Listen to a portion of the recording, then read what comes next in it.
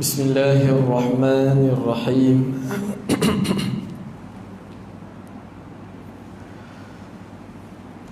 Assalamualaikum warahmatullahi wabarakatuh.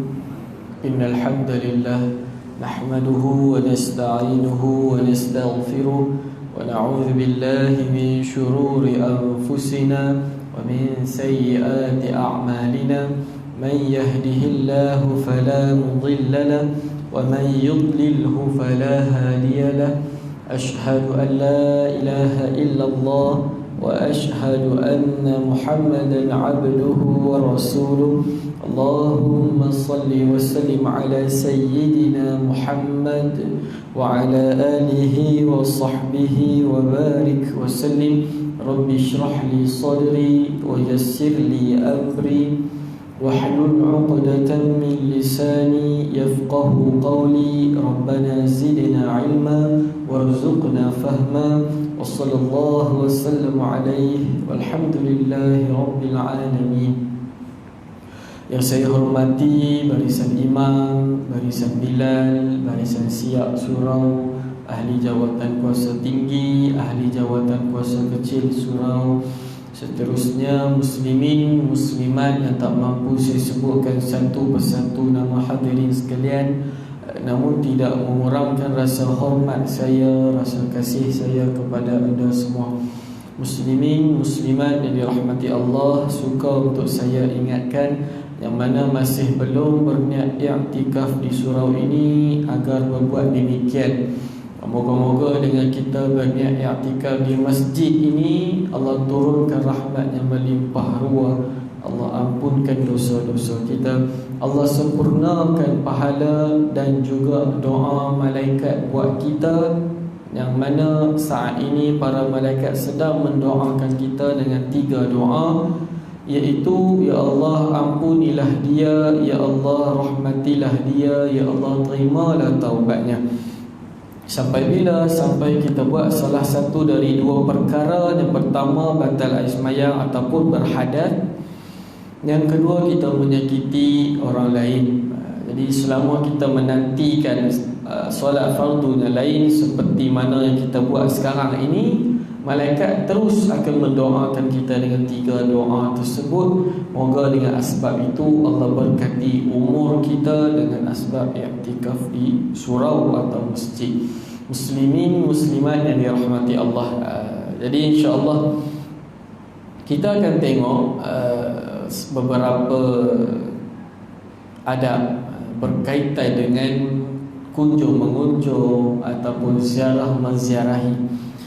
Muslimin, muslimat, kalau kita tengok dalam Al-Quran, berkisar tentang kisah Nabi Ibrahim ni banyak juga. Nabi Musa memang banyak cerita dalam Quran kan. Nabi Ibrahim pun ada juga kisah dia.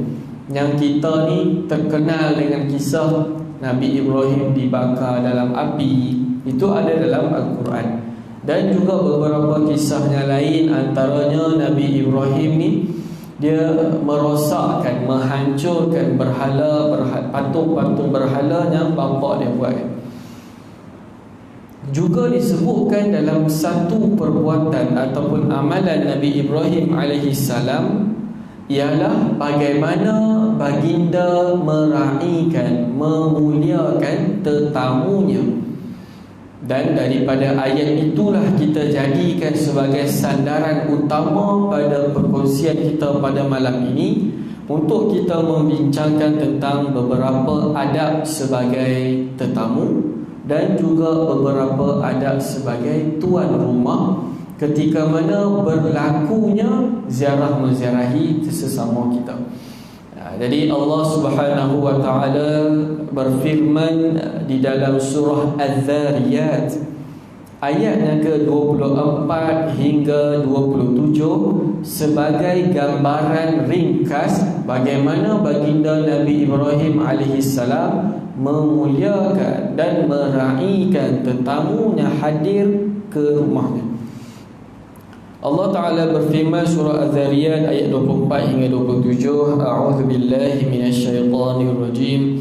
هل أتاك حديث ضيف إبراهيم المكرمين إذ دخلوا عليه فقالوا سلاما قال سلام قوم منكرون فراغ إلى أهله فجاء بعجل سمين فقربه إليهم قال ألا تأكلون. Subhanallahul Azim. Surah Az-Zariyat ayat 24 hingga 27. Sikit makna dia, terjemahannya ataupun mafhum, kefahaman yang kita boleh ambil daripada 4 ayat ini. Ayat yang ke-24, hal ataka hadithu dhaif, telah sampaikah kepadamu wahai Nabi Muhammad kisah tentang dhaif. Dhaif tetamu. Kan kalau kita pergi haji umrah, dia mutawif ataupun tamu haji, cok kita apa? Duyufur Rahman, iaitu duyuf sama dengan dhaif, iaitu tetamu. Jadi kalau duyuf ni plural, banyak kan. Dhaif singular, satu. Jadi dhaif maksudnya tetamu. Kalau kita pergi haji, orang sebut duyufur Rahman, maksudnya kita tetamu kepada Allah di Mekah dan Madinah. Jadi Allah kata, wahai Nabi Muhammad, telah sampaikah kepada engkau satu gambaran bagaimana Nabi Ibrahim alaihissalam memuliakan tetamunya. Ini sikit je ayat yang pendek saja. Ayat yang ke-25. Ketika mana mereka masuk mendapatkannya lalu memberi salam. Ketika mana tetamu Nabi Ibrahim datang ke rumah dia, lalu tetamu ini memberi salam dengan mengatakan salam sejahtera kepada kamu. Lalu baginda Nabi Ibrahim menjawab, salam sejahtera kepada kamu. Ini kes apa? Ada beri salam, jawab salam. Waktu Nabi Ibrahim menjawab salam, dia kata dalam hati dia, aku tak kenal orang ni. Dia tak kenal siapa yang datang rumah dia. Lalu disambung pula pada ayat yang seterusnya, ayat 26. Lepas dah bagi salam, jawab salam, Nabi Ibrahim jemput masuk rumah. Apa Nabi Ibrahim buat? Terus masuk dapur, terus masuk tempat simpan makanan. Dia tanya anak isteri dia, ada tak apa-apa yang boleh kita bagi kepada tetamu untuk bagi dia makan? Lalu Nabi Ibrahim keluarkan apa? Baginda mengeluarkan seekor anak lembu yang gemuk dan dipanggang. Nabi Ibrahim, tetamu dia datang, dia tak kenal, dia jemput masuk rumah, dia terus masuk ke dapur, tanya isteri dia, apa kita boleh bagi dia makan? Lalu dikeluarkan Nabi Ibrahim anak lembu bakar. Lalu disambung pada ayat yang terakhir, didekatkan makanan itu kepada tetamunya. Lalu baginda Nabi Ibrahim berkata, silalah makan. Jadi muslimin muslimat yang dirahmati Allah, itu adalah sedikit gambaran tentang adab tetamu dan adab tuan rumah. Apa yang kita kena buat ketika mana orang datang rumah kita, apa yang kita kena buat apabila kita datang rumah orang lain. Jadi dalam pembahagian yang saya letakkan pada perkongsian kita pada malam ini berkaitan adab ini, saya bahagikan kepada dua. Yang pertama, adab sebagai tetamu, manakala kita akan sambung bahagian yang kedua, adab bila kita jadi tuan rumah. Jadi kita akan bahas satu-satu supaya kita lebih nampaklah perjalanan kita punya poin-poin pada kuliah malam ini. Muslimin muslimat yang dirahmati Allah, berkaitan dengan mengeratkan silaturahim, menjalinkan ukhuwah, ziarah menziarahi, banyak sebenarnya hadis-hadis Nabi menunjukkan gambarannya sangat besar, ganjaran dia sangat besar, sangat mulia. Antara disebutkan dalam sebuah hadis yang diriwayatkan oleh Imam Muslim, kalau kita nak mendapat cinta Allah, maka kita ziarahlah saudara kita kerana Allah, kerana cinta kepadanya. Maka daripada asbab itu mampu mengundang cinta Allah. Disebutkan juga dalam beberapa hadis yang lain, tidak sempurna iman kita, tidak sempurna iman kita kepada Allah dan hari akhirat kecuali dengan cara kita memuliakan tetamu. Maksud dia, seseorang itu iman dia ni goyah, iman dia ni tak perfect kalau tetamu datang rumah dia, dia buat tak tahu dia tak layan dengan baik, dia tak muliakan tetamu yang datang rumah dia.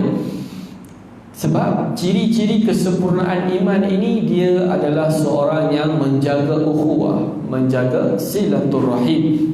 Jadi disebutkan dalam beberapa hadis yang lain kan, kita pernah dengar kan, walaupun hadis ini lemah dan sebagainya, boleh kita jadikan sebagai panduan. Kita pernah dengar kan, tetamu datang rumah bawa rahmat, bawa rezeki, bawa berkat. Tetamu keluar rumah bawa keluar keburukan, bawa keluar musibah dan lain-lain. Lebih banyak perempuan berkaitan kelebihan ziarah menziarahi. Belum kita cerita tentang bila kita jalinkan ukhuwah, Allah panjangkan umur kita dalam keberkatan, Allah luaskan rezeki-rezeki kita. Itu semua menunjukkan kelebihan ziarah menziarahi dan mengeratkan silaturahim. Baik, itu sebagai pendahuluan sahaja. Kita masuk bahagian yang pertama, iaitu adab kita sebagai tetamu. Jadi tuan-tuan bayangkan, kita nak pergi rumah member kita, kita nak pergi rumah saudara kita sebagai tetamu. Yang pertama, apa yang kita kena buat, kita kena pilih waktu yang sesuai. Kita jangan pilih waktu yang kita free, tapi kita kena pilih waktu yang tuan rumah free dan tuan rumah sedia terima tetamu. Jangan kita paksa pula, man, aku datang rumah hang pukul 6. Kita tak tanya, kita bagi tahu. Itu salah. Buat waktu tu dia tengah kelang kabut kerja ke apa ke, membuatkan dia tak selesa nak terima tetamu, tapi dia terpaksa terima. Itu kita tak mahu. Kita tak mahu apa? Terpaksa. Kita nak dia reda, dia ceria, dia terbuka jiwa dan hati dia untuk terima kita sebagai tetamu. Jadi adab yang pertama, kita pilih waktu yang sesuai. Disebutkan dalam Al-Quran surah An-Nur ayat 58 berkaitan dengan 3 waktu yang mana pembantu-pembantu rumah, anak-anak tak boleh ikut suka masuk bilik mak ayahnya.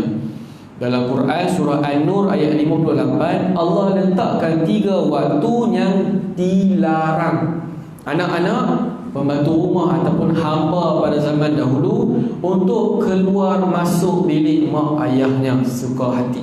Jadi kita kena ajar anak kita 3 waktu ni, alur jangan masuk terus bilik mak, kecuali ketuk dulu, minta izin dulu dan lain-lain. Waktu yang pertama ialah sebelum solat subuh. Waktu yang kedua ketika tengah hari, waktu zuhur. Waktu yang ketiga pula ialah pada waktu malam, iaitu selepas fardu Isyak, selepas masuk waktu Isyak. 3 waktu ni kalau kita nak masuk bilik mak ayah kita, kita beritahu anak-anak lah kan, nak masuk bilik mak ayah kena minta izin dulu. Sebab 3 waktu ini disebutkan dalam pelbagai tafsiran. Antaranya waktu inilah waktu nak berehat, nak tidur, mungkin nak bersama dengan isteri dan sebagainya. Maka waktu ini dilarang dan ditegah untuk main ikut suka sahaja masuk ke bilik mak ayah. Jadi daripada 3 waktu ini juga sah kita gunakan bagi tetamu. Jangan kita lopi kacau waktu 3 ni, kecuali tuan rumah kata datang waktu yang salah satu ini tidak ada masalah. Contoh kenduri kahwin kan, Kenduri kahwin biasa pukul 11, pukul 12 tengah hari kan. Jadi bila tuan rumah sedia terima kita sebagai tetamu pada waktu itu, tak ada masalah. Cuma adab kita secara asasnya jangan kacau 3 waktu ni. Kalau kita nak pergi rumah kawan kita, saudara kita, kita cadangkan waktu yang selain 3 ini. Tetapi kalau dia pelawar datang waktu di antara 3 ini, tidak ada masalah. Jadi dalam kita nak bincang pada malam ni tuan-puan, apa adab yang kita kena buat, itu yang asas dia. Tapi kalau tuan rumah reda walaupun waktu itu dilarang dan lain-lain, tidak ada masalah. Cuma ini kita punya bahagian adab yang kita kena buat. Itu yang pertama, pilih waktu yang sesuai. Yang kedua, dianjurkan bawa buah tangan. Kita kan Nabi sebutkan dalam hadis sahih, siapa yang selalu bagi hadiah dekat orang kan, maka Allah akan jalinkan cinta kasih sayang di antara mereka. Jadi adab untuk nenek kita tu dah bagus. Datang rumah orang jangan bawa tangan kosong. Kita niatkan sebagai hadiah. Kita bagilah ada kerepek ke, kek pisang ke apa ke. Yang penting usaha jangan bawa tangan kosong. Ini adab dia. Bukan wajib, tapi adab dia macam tu. Untuk apa? Untuk kita meraikan juga tuan rumah, untuk kita berterima kasih juga kepada tuan rumah sudi jemput kita datang ke rumah dia. Itu yang kedua. Yang ketiga, ini penting. Sekiranya kita bawa tetamu tambahan, tanya tuan rumah dulu, kan? Biasa jadi waktu kenduri kahwin kan, contohnya. Kita dah bincangkan, tuan rumah jemput kita dengan isteri saja. Sebab kita anak-anak semua dah belajar kan, dah pergi asrama apa semua. Pada hari kejadian kita nak pergi rumah kawan kita sebab ada kenduri. Tiba-tiba mak ayah kita datang kan? Mak ayah kita datang, surprise pula kan? Kita pun serba salah nak bawa ke tak mau bawa kan? Jadi apa kita kena buat? Kita bawa juga, tapi sampai ke rumah tuan rumah yang kita nak pergi ni, kita tanya dia, bukan bagi tahu. Pada awal tadi kita dah sentuh dalam bab nak menjaga ukhuwah ni, jangan kita bagi tahu. Kita tanya, "Man, mak ayah aku baru datang pula pagi tadi. Boleh ke kalau dia nak masuk kenduri ni, dia nak join sekali apa semua?" Kalau tuan rumah kata sila masuk, barulah masuk. Kalau dia kata, "Alamak, aku risau tak cukup makanan, nak minta maaf," tinggal mak ayah kat luar. Itu yang Nabi buat. Pada satu ketika Nabi nak pergi rumah sahabat Nabi. Tiba-tiba waktu Nabi nak pergi, datang sahabat lain yang tidak dijemput. Ini teks ataupun dialog yang boleh kita gunalah. Jadi baginda Nabi pun bawalah sahabat yang baru datang tu bersama-sama ke rumah sahabat Nabi yang jemput baginda tu. Lalu bila sampai di hadapan rumahnya, maka baginda berkata apa yang saya sebutkan tadi. "Saya ada bawa seorang sahabat yang dia baru datang. Kalau kamu sudi terima dia sebagai tetamu, kami akan bawa masuk sekali. Tapi kalau kamu tak terima dia sebagai tetamu, aku tinggalkan dia di luar." Tak kisah siapa pun. Jangan kita tu marah kawan, "Hang lah mak ayahku kot, takkan hang tak bagi masuk?" No. Dia mungkin ada sebab dia. Dia mungkin ada sebab dia tak cukup makan ke apa ke. Kita punya bahagian, dia tak bagi ya. Cukup. Jangan kita paksa dia, jangan bergaduh pula kat situ kan, jadi punca tak mau. So kalau kita bawa tetamu tambahan, lebih lagi tetamu satu bas kan, dia bawa kenduri satu bas tambahan, lagi masalah. Sebab apa? Kita tak mau ambil ringan benda tu tuan-puan. Kita makan hak orang tu tanpa izinnya, kita pun tahu hukum dia, kita pun tahu syubhah dia, kita pun tahu tidak berkat. Jadi itu cara dia, minta izin andai kata kita membawa tetamu tambahan. Jadi dalam bab ni kita boleh kongsikan berkaitan dengan adab walimah lah, kenduri kahwin kan. Apabila dijemput 2 orang, maka kita pergilah 2 orang. Jangan kita menambah tiba-tiba. Macam zaman sekarang kita dah ada special sikit lah jemputan kenduri kahwin. Dia ada istilah RSVP. Dia akan bagi dekat kita kad dekat WhatsApp. Kita tekan berapa orang nak datang, cukup waktu tu. Kalau dia limitkan 2 orang lah datang. Jangan kita duk gaduh nak tambah-tambah. Itu adab kita bahagian tetamu.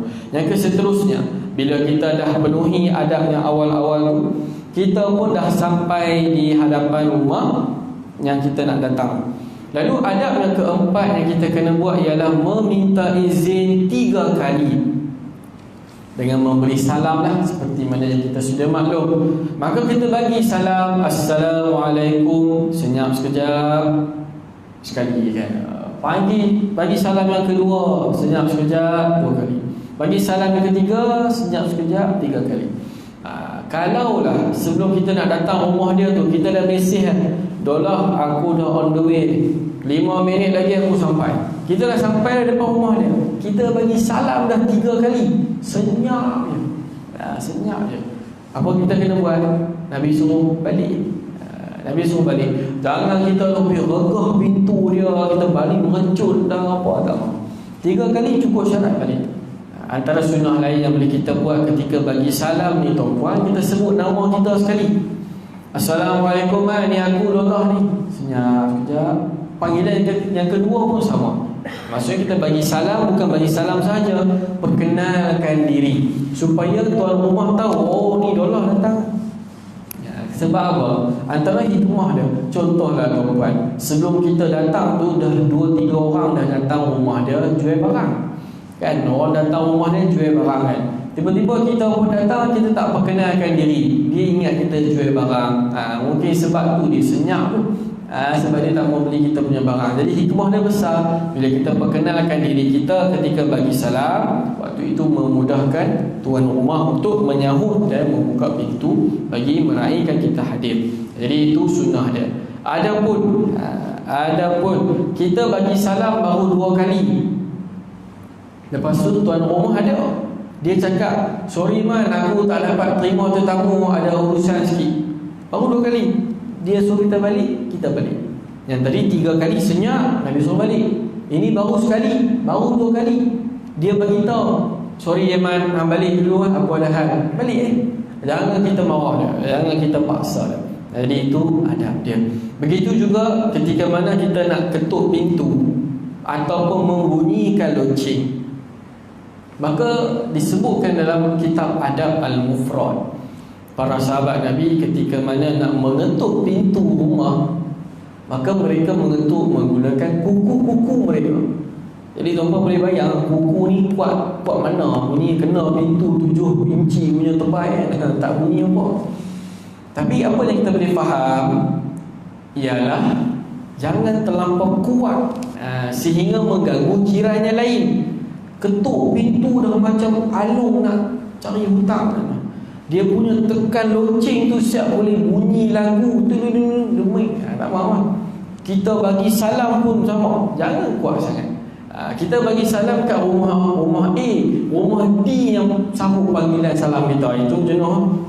Apatah lagi di apartmen, di flat, kita kena jaga. Sebab dia ada hak jiran dia, kita pun kena jaga hak jiran dia. Jadi kita bagilah salam yang kita yakin dia boleh dengar.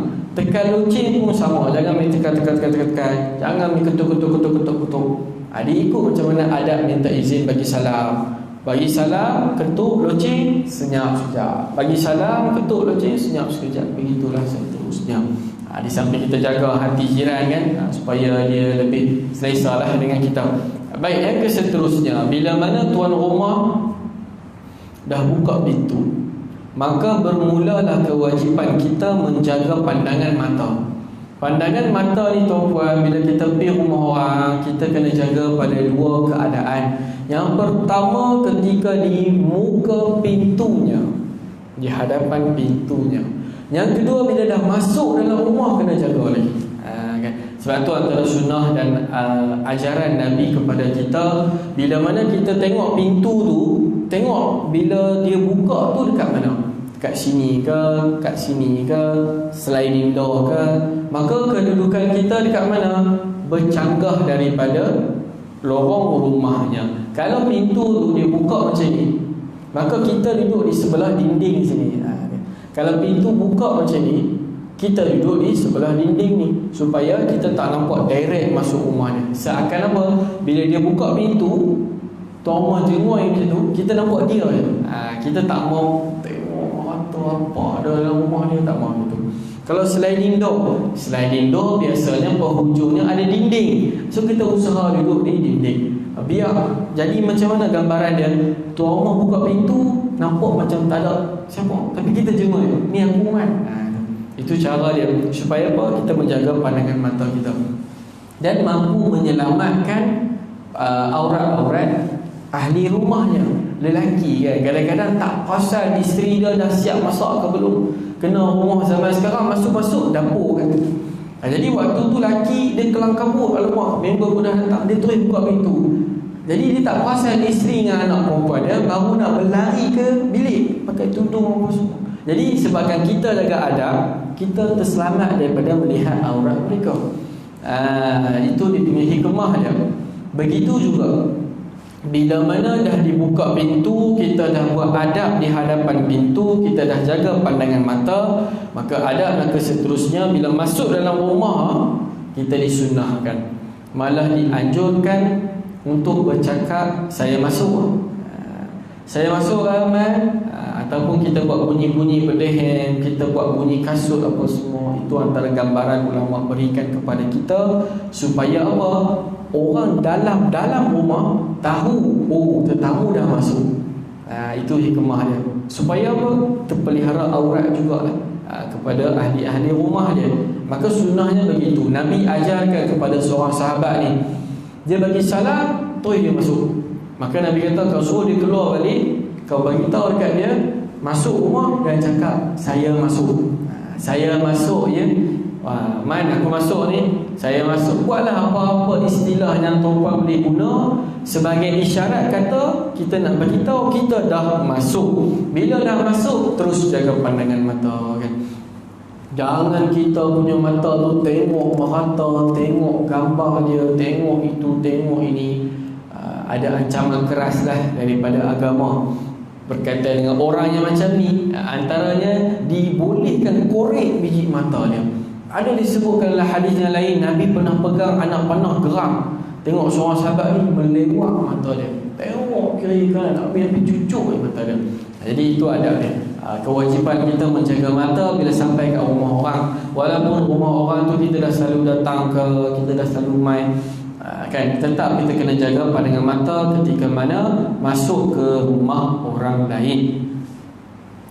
Seterusnya, bila kita sampai di rumah orang lain, maka kita tetap dianjurkan jangan buat macam rumah sendiri. Memanglah tuan rumah tu kata, man, buatlah macam rumah sendiri kan. Kita jangan lurus pula kan. Kita pun betul-betul buat macam rumah sendiri. Masuk, main tu, buka pintu bilik, pontang-pontang, macam rumah sendiri kan. Kena rumah dia tongkang pecah, dia tongkang pecah ke rumah orang. Itu kiasan sahaja supaya apa? Supaya kita selesa dengan rumah dia. Jadi dianjurkan apa? Jangan buat macam rumah sendiri. Yang pertama, tempat duduk. Tunggu dekat mana dia tunjuk kita duduk, kita duduk. Kita jangan main duduk je. Kita duduk geram ni, sofa tu nampak tepai, aku nak pergi duduk tempat-tempat sikit. Tak boleh. Kita kena tunggu. Makin selesa duduk. Dia suruh duduk sini, duduk sini. Kena dia suruh duduk kat kerusi keras, duduklah kita kat kerusi keras. Sebab itu adab kita. Begitu juga dalam imam solat. Kan, contoh kita duduk rumah member kita ni, kita datang lepas asar, dah maghrib, kita nak solat berjemaah dengan dia. Kita ni imam surau. Waktu tu rumah dia. Jangan kita duduk buat sempoi, aku imam surau, aku dah imam kat rumah dia. Tak boleh. Kalau tuan rumah minta kita jadi imam, baru kita jadi imam. Macam tu juga surau kita tuan-tuan. Surau ni dia ada imam dia. Jadi kita orang luar yang datang, jangan duduk pandai-pandai duduk kat depan tu kena minta izin AJK dia. Kena, kalau imam tu suruh kita jadi imam, kita jadi imam. Begitu juga di rumah orang lain. Dia minta kita jadi imam, kita. Kalau senyap-senyap lah semua, rumah lah yang ni jadi imam sebab dia lebih afdal. Walaupun kita ini asalnya imam. Jadi masuk rumah orang, bila tetamu atau rumah kata buat macam rumah sendiri, fahamlah sendiri. Jangan buat macam rumah sendiri. Tunggu arahan dia. Dia bos. Istilah dia. Dia suruh duduk sini, kita duduk sini. Dia suruh kita bangun, kita bangun. Dia suruh kita makan, kita makan. Itu kita punya tanggungjawab. Yang seterusnya, apabila kita dah selesai makan, contohnya kan, kita dah selesai sembang, kita dah nak balik, sunnah malah dianjurkan dalam agama untuk kita mendoakan keberkatan buat tuan rumah. Antara doa yang kita mungkin biasa dengar, saya baca terjemahan sahaja sebab kita doa boleh saja bahasa Melayu. Antara doa yang sunnah ialah, ya Allah, berilah kepada tuan rumah ini makanan di syurga seperti mana dia memberi kami makanan di sini. Ya Allah, berilah minuman kepada tuan rumah di syurga seperti mana dia memberi kami minuman di sini. Tuan rumah jamu kita makan minum, maka kita lontarkan doa tersebut. Kita doakan kebaikan kepadanya. Begitu juga ada doa yang lain. Doa ni pada awalnya kita dah biasa dengar, tapi kita tambah sikit lagi bagi menyempurnakannya. Doa yang disebutkan adalah hadis yang diriwayatkan oleh Imam Muslim, iaitu Allahumma ghfir lahum warhamhum. Ini doa kepada jenazah. Tambah sikit, wa barik lahum fima razaqtahum. Melayu dia apa? Ya Allah, Kau ampunilah keluarga ni, rahmatilah keluarga ini, berkatilah sumber rezekinya dan segala rezekinya atas yang Engkau kurniakan pada mereka. Ataupun tumpah doa apa-apa pun tak apa, yang baik-baik untuk tuan rumah sebagai bayaran ataupun balasan kita atas layanannya, atas kerakyatnya kepada kita sebagai tetamu. Nah, kesembilan, jangan kita lama-lama di rumah orang kecuali dengan izin tuan rumah. Kan? Kita ni kadang duduk lama rumah orang ni dah macam rumah sendiri kan? Tak baik itu. Nabi sendiri anjurkan, Quran sendiri ada sebutkan juga, dianjurkan dalam agama untuk kita jangan berlama-lama rumah orang. Kita nak datang rumah orang ni memang dalam otak kita fikir aku tak mau lama-lama, takut tak selesa tuan rumah tu. Tapi kalau tuan rumah tu suruh kita duduk lama-lama, lain cerita. Kena kita duduk menyembangkan, nak throwback balik pergi umrah sama-sama ke apa ke, tak kisah lama-lama. Yang penting tuan rumah selesa, tuan rumah redha. Tapi kita duduk menyembang dengan tetamu tuan rumah yang lain. Tuan rumah duduk tunggu dekat belakang, bila dia ni nak balik kan? Siapa tuan rumah ni? Aku ke tetamu aku? Itu puncak. Itu perkara yang tidak baik yang kita kena elakkan. Jangan berlama-lama di rumah orang lain. Dan yang terakhir, sekiranya kita ingin menambah hari ataupun duduk lama-lama, sama saja poin dia, perlulah minta izin kepada tuan rumah. Ini contoh, kalaulah member kita nak tidur rumah kita, kan, maka kalau dia plan nak duduk sehari ya, tiba-tiba hari yang nak balik tu ada masalah, ada urusan nak kena tambah hari, maka minta izin, bukan bagi tahu. Minta izin bukan bagi tahu. Sebab rumah orang ni dia bukan macam hotel. Hotel nak tambah-tambah, rumah orang kita kena minta izin. Itu situasinya yang pertama. Situasi yang kedua mungkin lebih rapat kepada kita, lebih kita boleh nampak gambarannya. Adik-beradik, contoh kan saya lah, kan ada lah kan mak yang betul saya datang kan. Lepas tu ipar saya pun datang kan, sebab dah lama tak jumpa mak ayah dia. Datanglah sekali duduk kan. Dia tak bagi tahu pun nak bermalam ke apa. Mak ayah saya kita datang, mak ayah betul kita datang, dia nak bermalam. Sembang mai dah lewat malam, Allah rindu lah dengan mak, nak tidur sini lah, nak sembang lagi. Dia bagi tahu dekat mak dia, kata dia nak tidur sini. Saya tuan rumah duduk kat hujung katil, awak dia tak cakap pun. Itu yang kita kena hati-hati. Maksudnya adik-beradik sekalipun, siapa yang tuan rumah, dialah kita kena minta izin. Bukan beritahu kat mak dia, bukan beritahu kat kakak dia, no, kepada tuan rumah tersebut. Ini adabnya Islam gariskan kepada kita sebagai tetamu. Bahagian yang kedua sikit kita masuk berkaitan dengan adab tuan rumah. Tuan rumah, adab yang pertama, bila mana dia nak menerima tetamu, buka pintu siap-siap kan, buka lampu siap-siap, bukalah pagar sikit ke apa ke. Maksudnya sebagai isyarat kita dah sedia nak terima tetamu datang. Ini member dah kata 5 minit lagi nak sampai rumah, pintu bangga 2-3 bangga kan, lampu gelap berlimat. Ini memang macam nak halau kan. Perkara ini Allah sendiri buat. Apa dia? Disebutkan dalam surah Az-Zumar. Ketika mana Allah nak meraihkan penghuni syurga, apa Allah buat? Allah buka siap-siap pintu syurga. Itu cara Allah nak memuliakan penghuni syurga. Kita nak muliakan tetamu, bukalah pintu siap-siap, sikit pun tak apa, buka lampu siap-siap kan, menunjukkan kita dah bersedia nak terima dia mai. Bila dia dah sampai, maka sunnah adab yang kedua, kita disunnahkan mengucapkan selamat datang, marhaban. Itu dalam teks hadis. Bahasa Melayu dia, selamat datang, jemput masuk, ataupun apa-apa perkataan yang mengalu-alukan kehadiran tetamu. Itu sunnah. Jadi kita kena buat. Jangan dia datang sembang kat luar je, itu buat senyap. Kawan duk fikir bila nak masuk, tak tahu bila nak masuk, tak tahu kan. Tadi kata buat macam rumah sendiri, tak jemput. Jadi sunnah kita jemput masuk dan ucapkan selamat datang. Itu yang kedua. Yang ketiga, terus menjemput, duduk dan makan. Itu adab dia. Tengok Nabi Ibrahim tadi, dia panggil tetamu masuk rumah, dia masuk dapur, dia keluarkan makanan, terus makan. Bukan main game, bukan buat benda lain, tak. Terus makan. Kalaulah isteri kita, bang, makanan tak siap lagi, layan sat tetamu, kita bawalah tetamu ke ruang tamu sekejap, kan?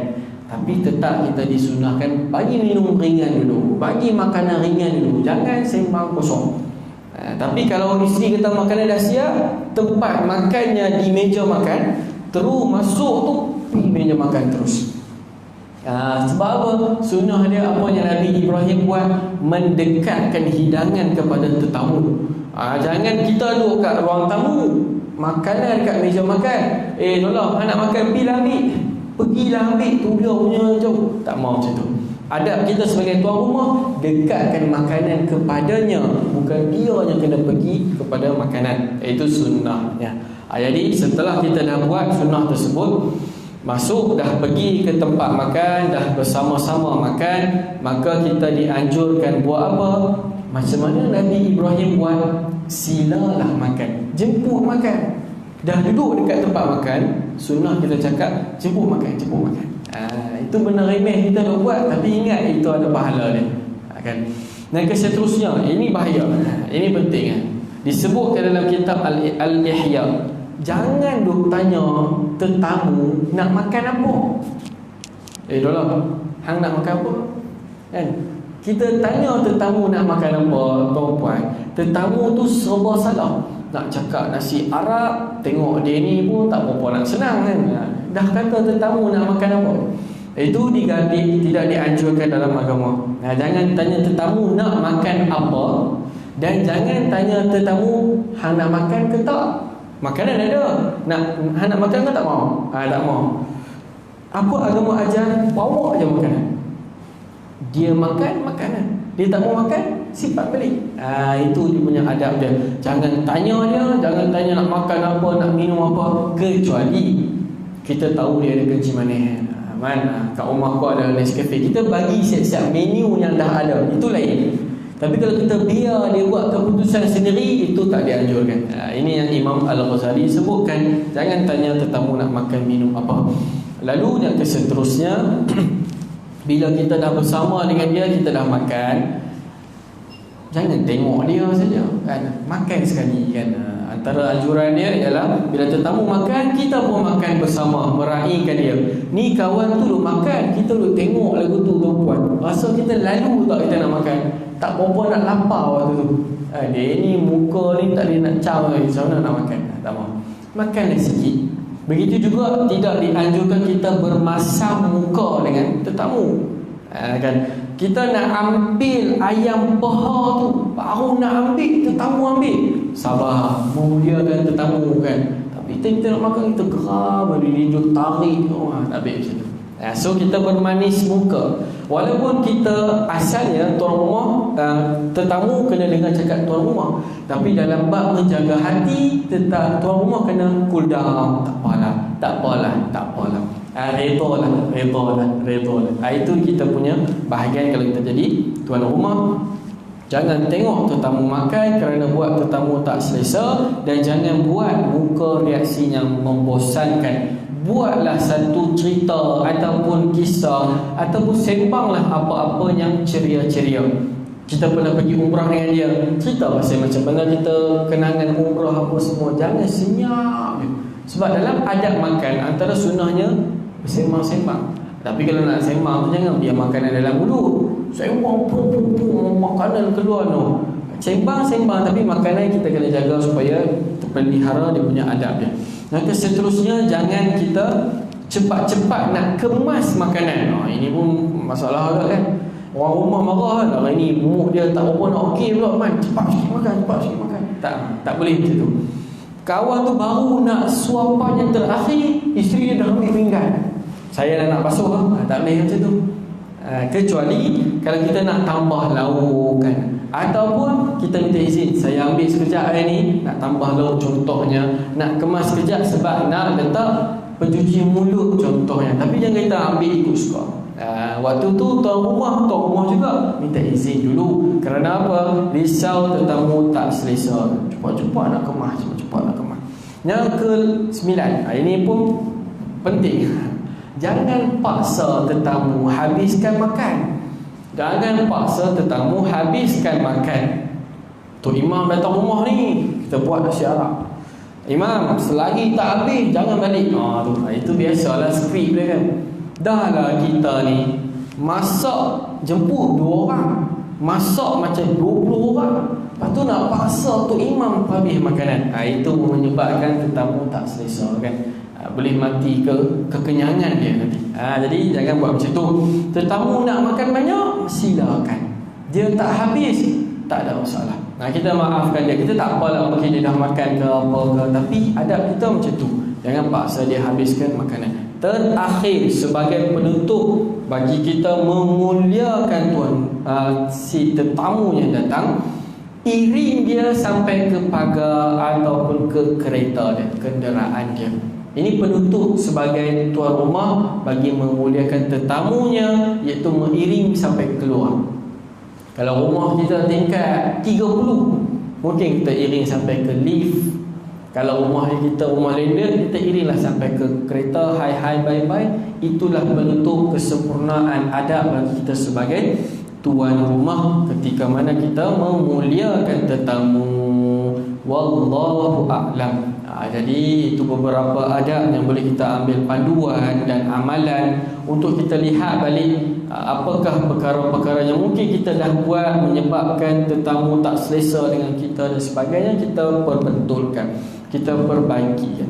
Moga-moga tetamunya hadir itu benar-benar Allah kurniakan berkat daripadanya kepada rumah kita.